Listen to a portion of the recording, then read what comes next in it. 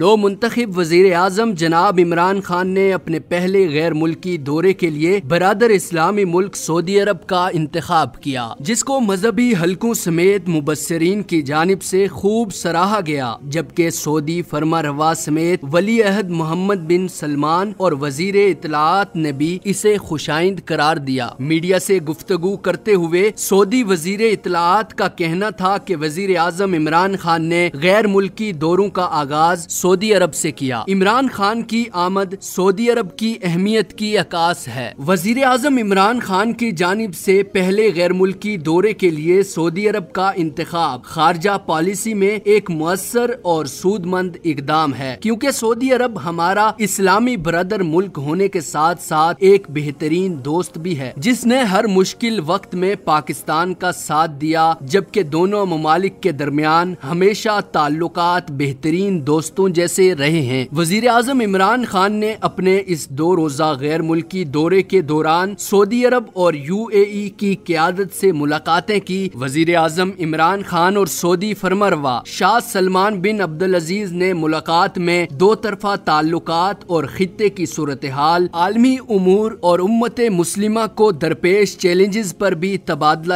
خیال کیا۔ عمران خان اور سعودی فرمانروا نے پاک سعودی عرب تعلقات مزید مضبوط بنانے پر اتفاق اور باہمی تعاون مزید مضبوط بنانے کے عزم کا اعادہ بھی کیا۔ وزیر اعظم عمران خان نے سعودی ولی عہد محمد بن سلمان سے بھی ملاقات کی۔ دونوں رہنماؤں نے اپنے وزراء کے ساتھ 2 طرفہ تعلقات پر تفصیلی تبادلہ خیال کیا۔ وزیر اعظم نے خطے کی سیکورٹی صورتحال پر بھی تبادلہ خیال کیا۔ دونوں رہنماؤں نے سیاست اور دفاع، اقتصادیات کے شعبوں میں تعاون پر بات چیت کی، جبکہ وزیر اعظم عمران خان نے سعودی عرب میں مقیم پاکستانیوں کو درپیش مسائل پر بھی بات چیت کی۔ ان ملاقاتوں میں دونوں ممالک نے ایک دوسرے کی سلامتی اور خود مختاری کے لیے یکجہتی کا اظہار بھی کیا، جبکہ UAE دورے کے دوران وزیر اعظم عمران خان کی ولی عہد شیخ محمد بن زید سے تفصیلی ملاقات ہوئی۔ وزیر اعظم عمران خان نے دبئی میں ولی عہد شیخ محمد کے ساتھ ملاقات میں دونوں اطراف کے علاقائی اور عالمی اہمیت کے معاملات پر اطمینان کا اظہار کیا۔ اس موقع پر وزیر خارجہ شاہ محمود قریشی، وزیر اطلاعات فواد چودھری، وزیر خزانہ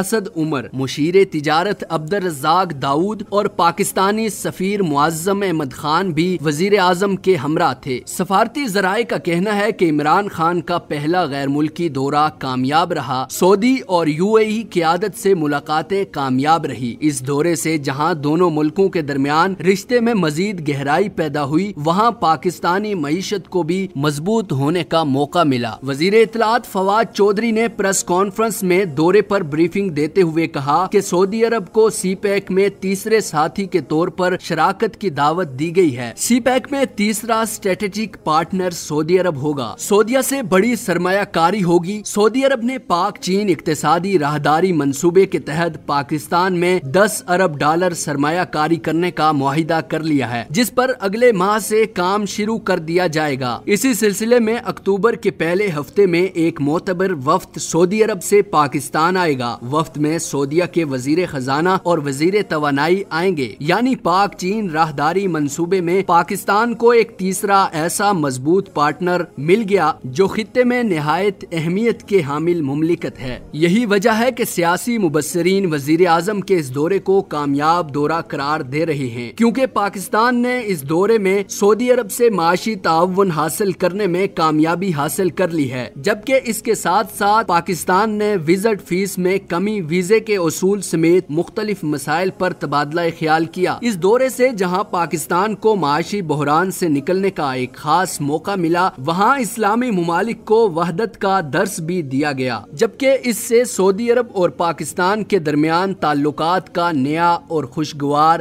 دور بھی میسر ہوا۔